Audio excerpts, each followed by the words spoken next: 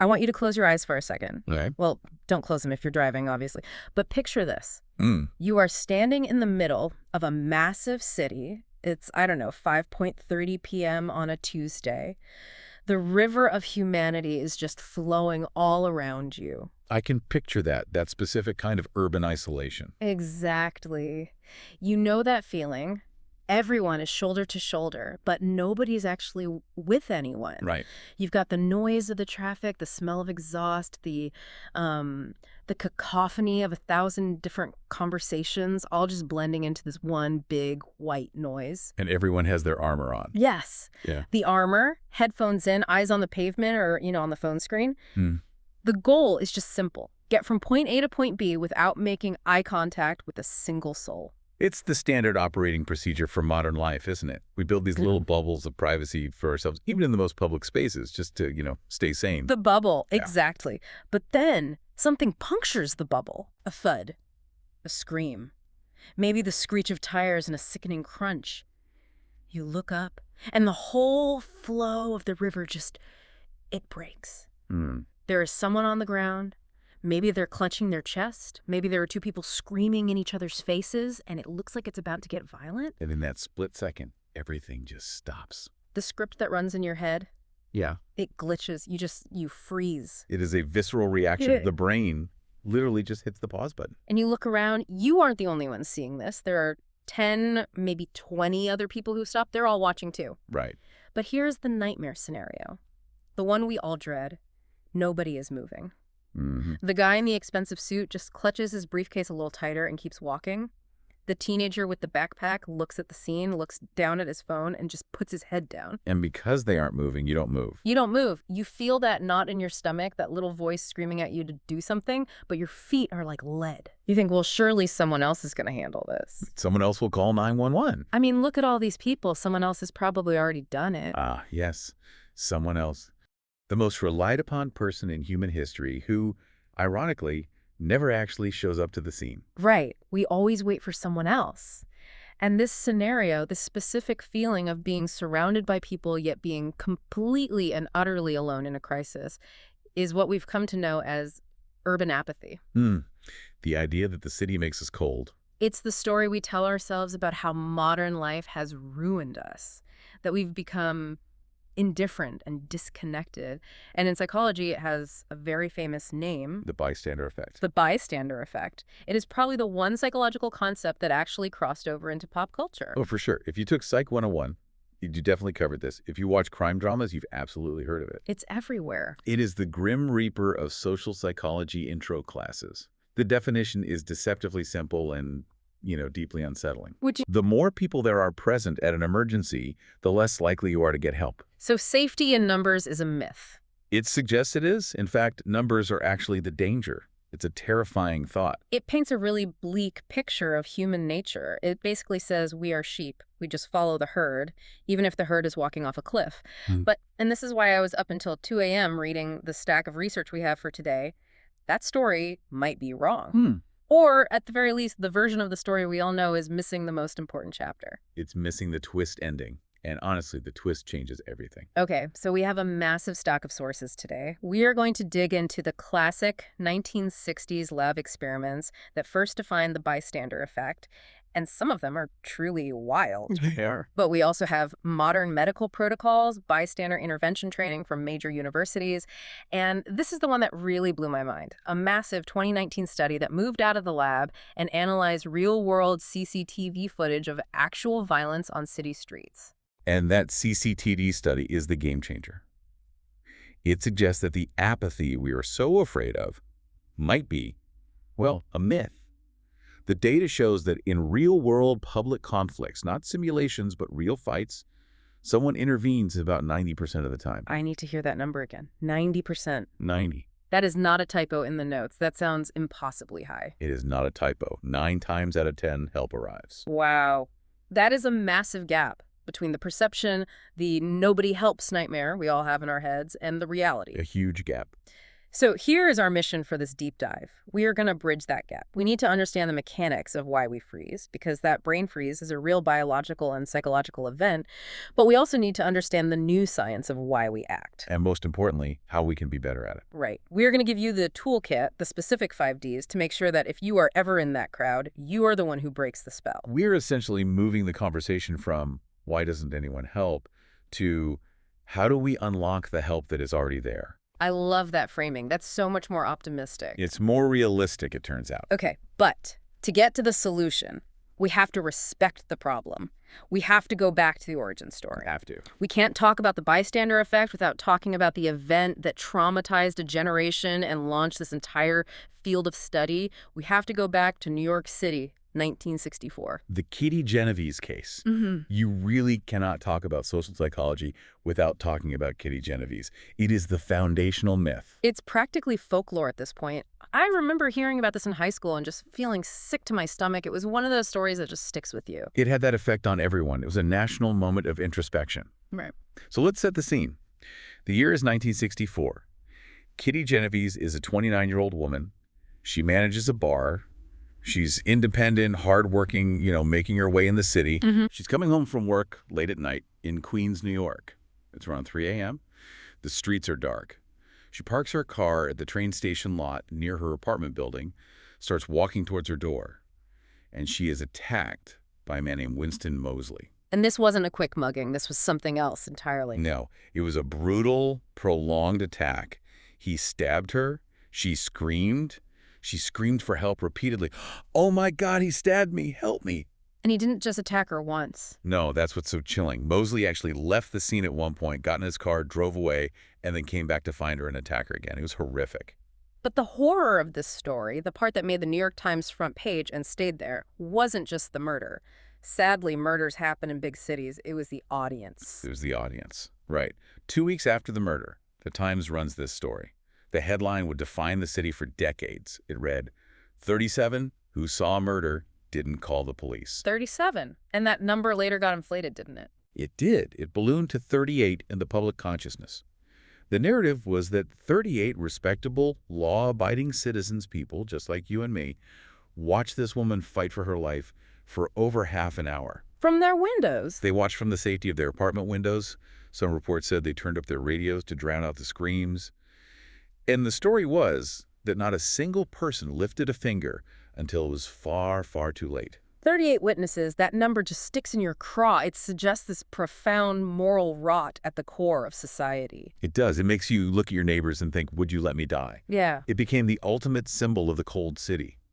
It was used to argue that living in a metropolis strips you of your humanity. It actually triggered the creation of the 9/11 system as we know it because the public outrage was so high. Everyone was asking, how is this possible? Exactly. And that question inspired two young psychologists, Bibb Latany and John Darley, to launch a study. They wanted to know, are these 38 people monsters? Are they all sociopaths? Or is there something about the situation itself that caused this paralysis? But before we get to Latany and Darley's answer, which is fascinating, we have to drop a little truth bomb about the Kitty Genovese story itself. Yes, we do. Because looking at the historical analysis in our source stack, that New York Times story wasn't exactly accurate, was it? No, it wasn't. And this is a really important nuance to understand. The narrative of total apathy was, well, it was constructed by the media. A bit of A sensationalism. lot of sensationalism. Later investigations, specifically by a historian named Manning and others who went back to the original police logs and court transcripts, found that the 38 witnesses' narrative was heavily exaggerated. Exaggerated how? Like, were there fewer people or did they just not see it? Both. The police logs showed that while many people heard something, very few realized they were witnessing a murder. Remember, it's 3 a.m., it's pitch black. Okay. And the layout of the apartment complex, this is a Tudor-style complex with all these weird angles and courtyards, it blocked the view for most people. They weren't watching this unfold like it was a movie on a screen. So they didn't see a man with a knife. They just heard shouting in the middle of the night. Exactly. And in 1964 Queens, hearing shouting at 3 a.m. usually meant one of two things.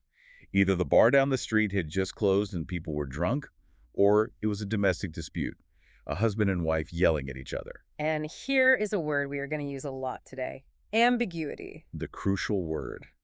They interpreted the screams through the lens of ambiguity. They thought it was a lover's quarrel. And back then, the social norm was don't get involved in other people's family business. Which is a whole other can of worms. But crucially, the idea that nobody helped is just false, right? It's completely false. Some people did try to help. One man, a guy named Robert Moser, yelled out his window, "Let that girl alone," which actually scared the attacker off temporarily. Okay, so that's an intervention. It is. And someone actually did call the police, but the call was mishandled. This was before the centralized 911 system, remember. You had to call the local precinct, and sometimes things got lost. And then there's a woman named Sophia Farrar. I have never heard that name. Nobody has. And it's a tragedy. She saw the final attack, ran down the stairs into the danger, and she held Kitty in her arms while waiting for the ambulance to arrive. She was a hero. Wow, Sophia Farrar. That is a name that got completely lost in history. Because Woman Helps Dying Neighbor doesn't sell newspapers like 38 people watch murder. The sensationalism buried the truth. But, and this is the key point for our deep dive, even if the journalism was flawed, the question Latane and Darley asked was still valid. Absolutely. Because we do hesitate. We all do. Even if it wasn't 38 people watching a murder, we all know that feeling of seeing something wrong and thinking, is that my business? Should I get involved? Precisely. The headline was sensational, but the psychological instinct it pointed to was real. Latane and Darley argued that these neighbors weren't evil. They were just stuck in a social trap. So they decided to drag this phenomenon into the lab to strip away all the messy variables of a real crime scene. They wanted to see if they could replicate that hesitation in a controlled environment. And this leads us to the smoke experiment. This is one of my favorites in the stack because it is so deceptively simple, yet so revealing. It is a classic for a reason. Yeah. So imagine you're a college student at Columbia University in the late 60s. You sign up for a study. You think it is about the problems of urban life. Okay. You're sitting in a small room, filling out a really boring questionnaire, just ticking boxes. Just totally mundane. How do you feel about high rent? That sort of thing. Completely mundane. But then smoke starts puffing through a vent in the wall. Like a little bit of smoke. No, this isn't a little wisp of cigarette smoke. This is thick, acrid, white smoke. Within a couple of minutes, the room is getting hazy. You can smell it. You can taste it. Your eyes are starting to water. Now, let's be real. If I am in that room alone, I am gone. I am not finishing the questionnaire. I'm out the door looking for a fire extinguisher or running for the exit. My life is more important than this survey. And that is exactly what the data shows. When participants were alone in the room, about 75% to 80% of them got up and reported the smoke almost immediately, usually within 2 minutes. The survival instinct kicks in. It does. Fire is bad, I should leave. It's a very simple calculation. But then they add the twist, the social pressure. They add the twist. They put the participant in the same room, but this time with 2 other people. But these aren't other participants. They are confederates. They are actors working for the scientists. And they have a script. And their instructions are simple. Do not react. If you see smoke, just wave it away from your face casually, shrug, and keep doing your paperwork. Oh, that is so psychologically twisted. So I'm sitting there coughing, my eyes are watering, I'm thinking the building is on fire, but the 2 guys next to me are just calmly checking boxes like nothing is happening. Exactly, and this just breaks your brain. Yeah. You are desperately looking for social cues to define reality. You think, well, they aren't scared.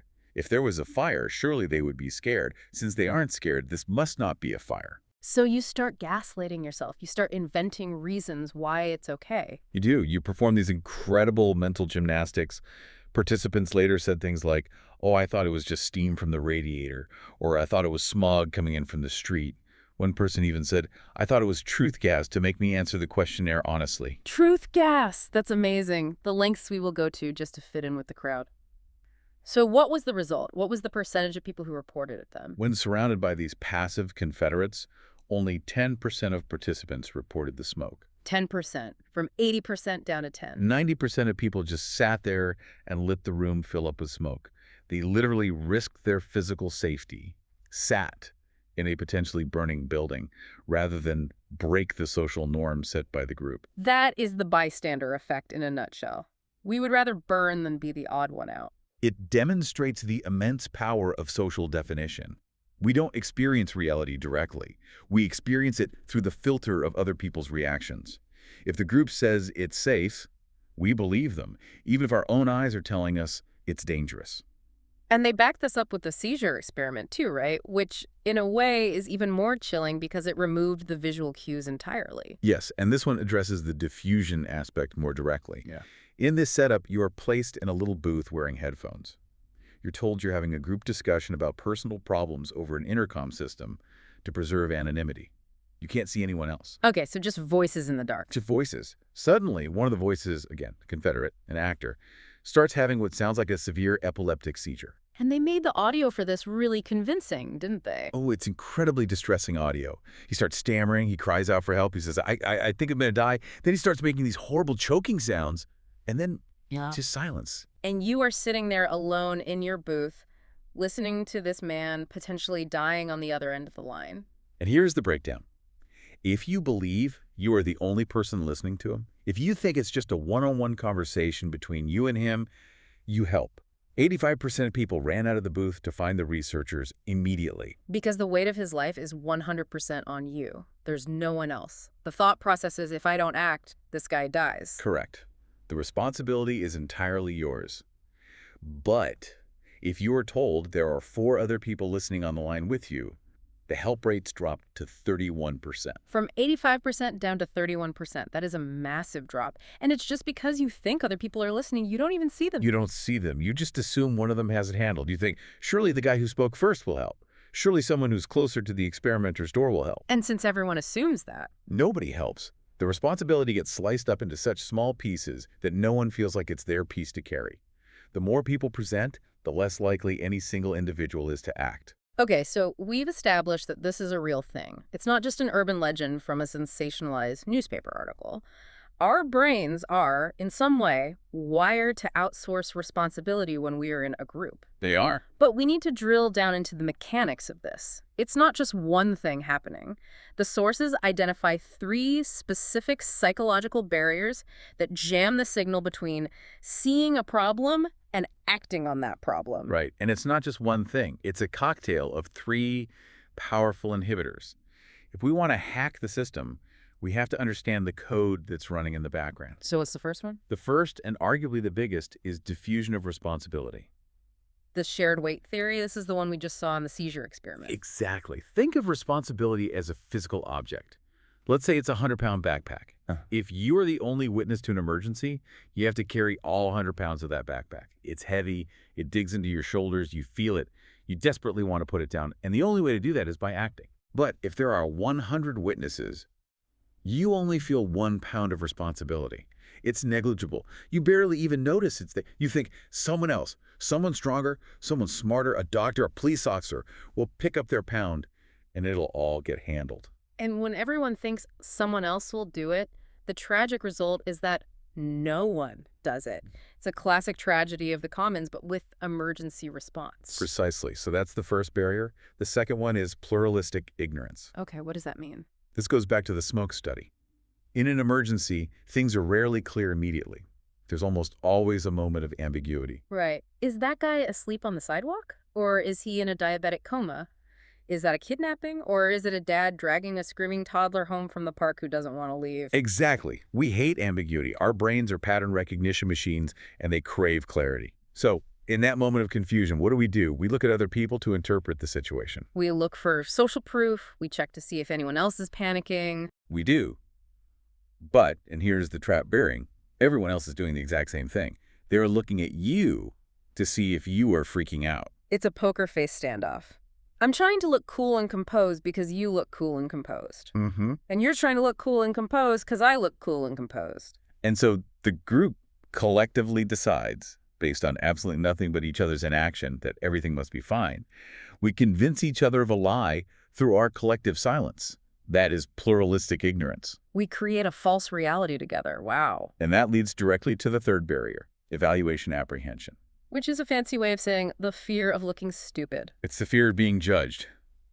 It sounds trivial, doesn't it? You'd think, who cares about looking stupid if someone is dying? But it is a primal social fear. We are terrified of social rejection. So your brain starts running these scenarios. Lightning fast. What if I scream fire and it's just a fog machine from a party? Everyone will laugh at me. What if I try to break up that fight and I get punched in the face?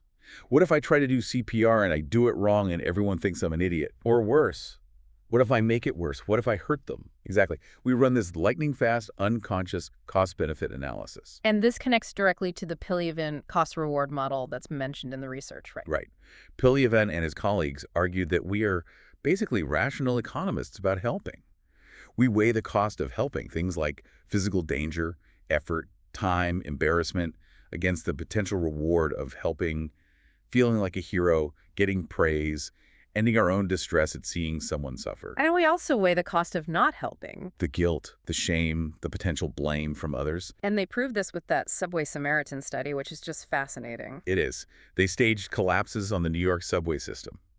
An actor would stumble and fall down in the middle of a crowded subway car. And they manipulated one key variable. They did. In one condition, the victim carried a black cane, implying they were ill or disabled.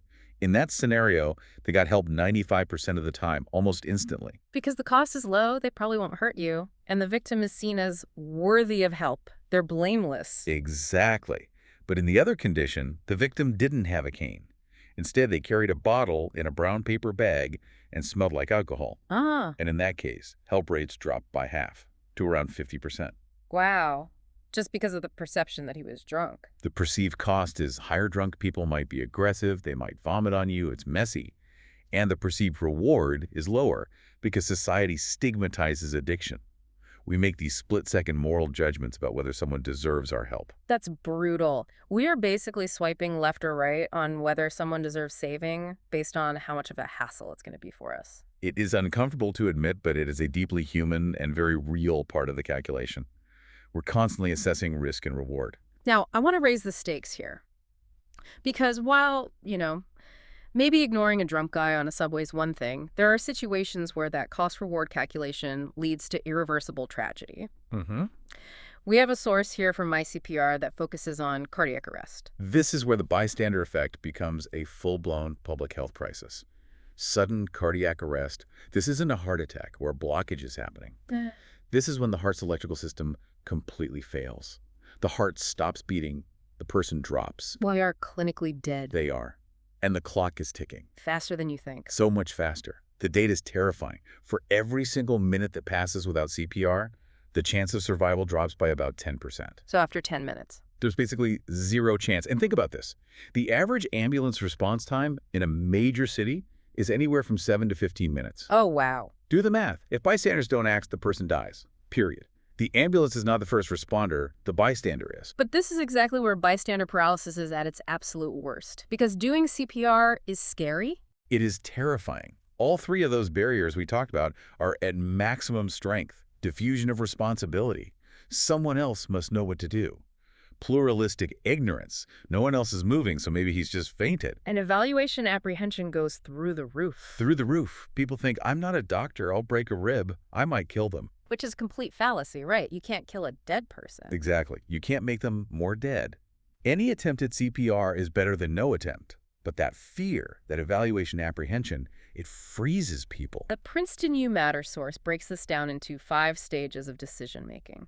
I think this is so helpful to visualize what your brain has to do to actually help. It's like an obstacle course your brain has to run in just a few milliseconds. It's a great model. It shows all the points where the process can fail. So walk us through the stages. Where do we trip up? Okay, so stage 1 is notice. You have to actually see the event. This sounds obvious, but it's a real hurdle. If you are walking down the street with your head down, scrolling through Instagram with your headphones on, You fail at stage 1. You walk right past the person having a stroke. you do. So that's the first hurdle. Stage 2 is interpret. You have to decide that what you're seeing is actually an emergency. This is where pluralistic ignorance kills you. Right. Oh, he's just sleeping on the sidewalk. They're just having a loud argument.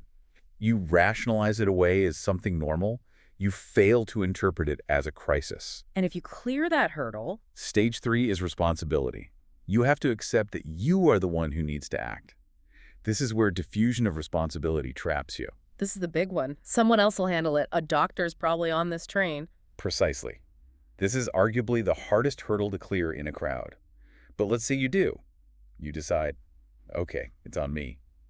Then you hit stage 4, know how. Do I have the skills? Do I actually know how to perform CPR? Do I know how to use an AED? Do I know how to stop a bleed? If the answer is no, you're stuck again. You might want to help, but you feel powerless. And finally, if you clear all 4 of those, you get to stage 5, act. Actually moving your feet, making the call, starting the compressions. That is 5 separate failure points. It's a miracle anyone ever helps. You have to successfully clear every single one of those hurdles. It is. And it shows why intervention is so difficult. But here's the interesting thing. The desire is there. What do you mean?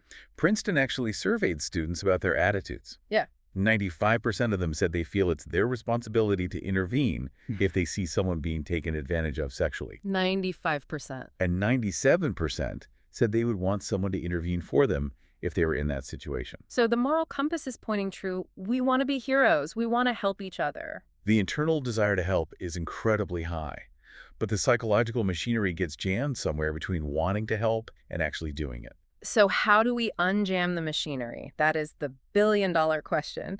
And there's a fascinating study in our stack, the Kramer study, that gives us a really big clue. It compares regular students to nurses. Ah, yes. This is the antidote clue. Uh-huh. This study is so elegant. Kramer and his colleagues set up a scenario where a workman falls off a ladder in the next room. So you don't see it, you just hear it. You hear it. A loud crash, then moaning, cries of pain. Oh, my leg, I can't move. It's very unambiguous. Someone is hurt. Okay. They tested 2 groups of people, general university students and registered nurses, and they put them in 2 conditions. Either they were alone or they were with a passive confederate, one of those actors who just ignores the whole thing. Okay, so what happened with the students? The students showed the classic bystander effect. When they were alone, they got up to help. But when they were with the passive confederates, who ignored the crash, they froze. They looked at the passive guy, got confused, and did nothing. They fell into the pluralistic ignorance trap, but the nurses. The nurses helped.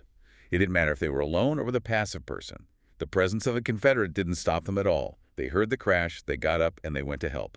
Every time. Why? What makes the nurse's brain different in that moment? One word. Competence. The researchers call it subject competence. The nurses knew what a fall from a ladder meant. They weren't ambiguous about it. They knew the potential medical risks, spinal injury, head trauma, internal bleeding. They had a mental script for this? They had the script. They knew the first steps to take. Because they were competent, they didn't need to look at the other person to interpret reality. They trusted their own assessment. Their internal knowledge overrode the external social cue. So competence inoculates you against social pressure. That's huge. If I know what to do, I don't care if you're standing there doing nothing. I am going to act because I know action is required. Exactly. If you are a trained mechanic and you hear an engine explode, you don't look around to see if other people are worried. You know the engine exploded. You own that reality because you have the expertise. This is a huge argument for taking a CPR class or a basic first aid course, isn't it? It's not just about the mechanics of chest compressions. It's about giving yourself the psychological permission to say, I'm the one who knows what to do here. It's about confidence. It rewires stage 4 of that decision tree know-how. And if you solve stage 4, stage 3 responsibility, usually follows right behind it. I know how to help, therefore I'm responsible for helping. There's also a deeper layer here, though, about the kind of person who helps, right? It's not just about skills. We have the Alliner and Alliner study on Holocaust rescuers. Right. This is heavy, but it's so important. These are the ultimate active bystanders. The stakes couldn't possibly be higher. Not at all. We are talking about risking not just social embarrassment, but execution to hide complete strangers from the Nazis. The Ollners interviewed hundreds of rescuers and non-rescuers years later to see what made them different. And what did they find? They found that the rescuers shared a cluster of personality traits. They had high empathy, yes, that's not surprising, but they also had a worldview that the Ollners called extensivity. Extensivity. What's that? It means they saw the world as connected. They didn't see us versus them. They didn't see German, Jew, Pole. They just saw us. They had this deep belief in the universal similarity of all people. Their circle of concern was just bigger. Wow. Yeah. And crucially, they were almost always raised by parents who modeled helping behavior. They had an internal moral code that was stronger than the external social pressure to conform. They didn't need the crowd's permission to do the right thing because their internal compass was so strong. So it's not just skills, it's values. It's how you define your circle of concern. It's both. The skills give you the how, and the values give you the why. Okay, so we've covered the gloom of the lab studies. We've seen how our brains can fail us. We've looked at the heroism of the outliers, like the nurses and the rescuers, who seem to be immune. But now we get to the plot twist. the study that challenges almost everything we just talked about. The Philpott study. This is the mic drop of bystander research. Because everything we've discussed, the smoke experiment, the seizures, the subway collapses, those are mostly controlled environments or, simulations. They are artificial, Philpott asked. What happens in the wild? Right. Philpott and his team said, forget the lab, let's look at the tape. They got their hands on and analyzed 219 video clips of real-life public conflicts caught on CCTV cameras. So this is not acting, this is real life. This is real life. We were talking fistfights, shouting matches, public assaults, real danger.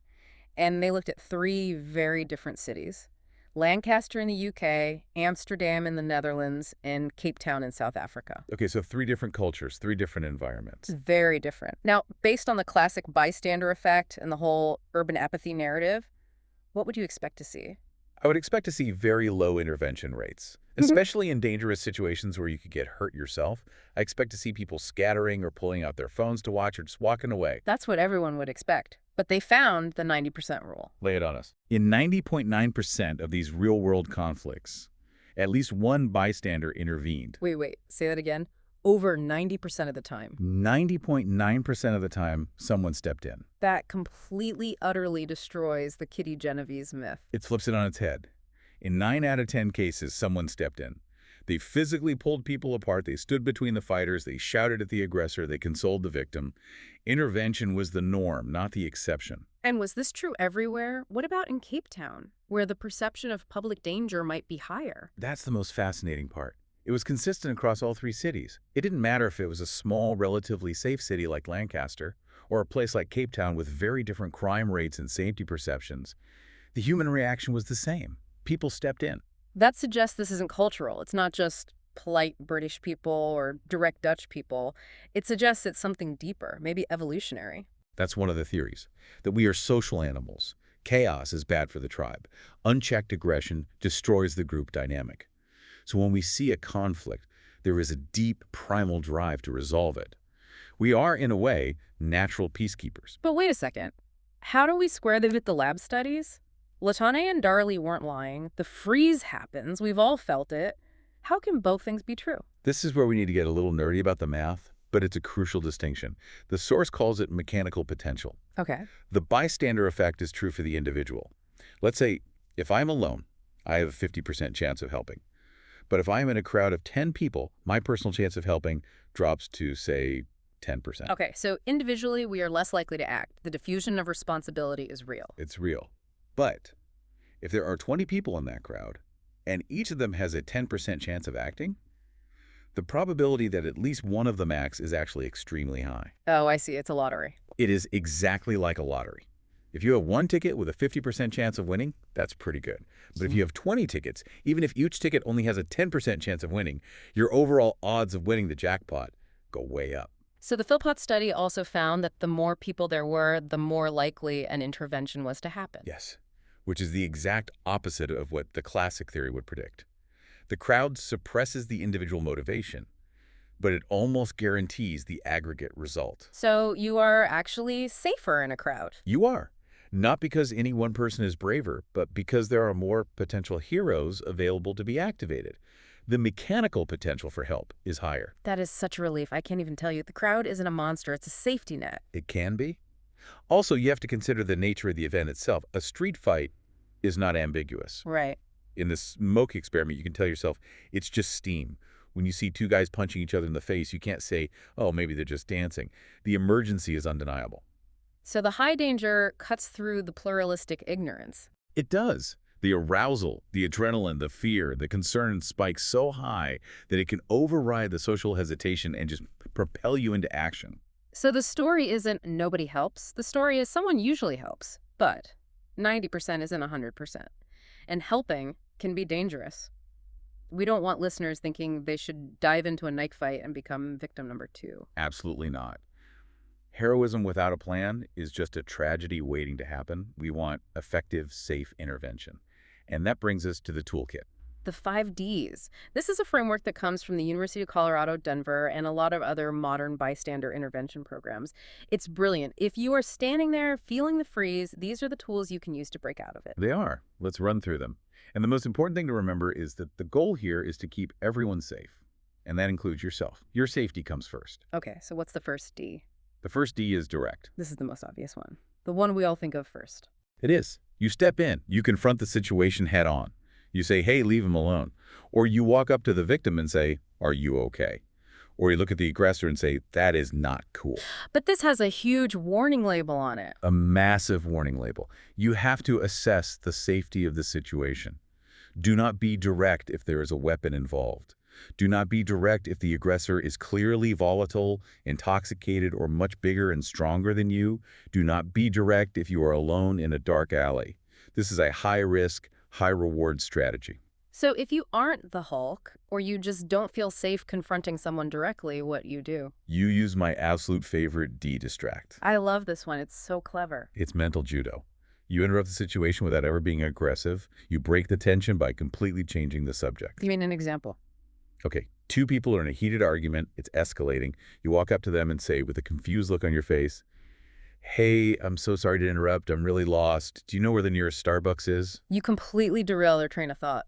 Completely. Huh. Or you accidentally drop your keys between them. Or you spill your coffee near them. Violence and aggression usually run on a very narrow track of escalating anger. It's tunnel vision. If you force their brains to process a totally random question about coffee or directions, you derail that train. It breaks the tunnel vision. It pops the bubble of aggression. And it buys precious seconds for the victim to get away or for the situation to de-escalate. It's brilliant because it's non-confrontational. Okay, so we have direct and distract. What's the third D? Delegate. This is the single most powerful cure for diffusion of responsibility.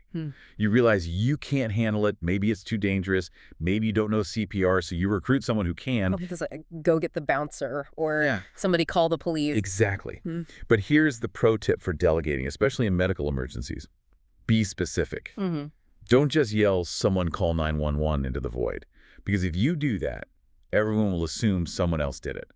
Classic diffusion. You have to point. You have to single someone out. You have to point. Make eye contact. Describe them so they know you mean them. You, in the blue hoodie, call 911 and tell them a man has collapsed. You, in the red hat, go find an AED. They're usually by the elevators. You are stripping away their anonymity. You are placing that 100-pound backpack of responsibility squarely on their shoulders. You are. And what's amazing is that usually people are relieved.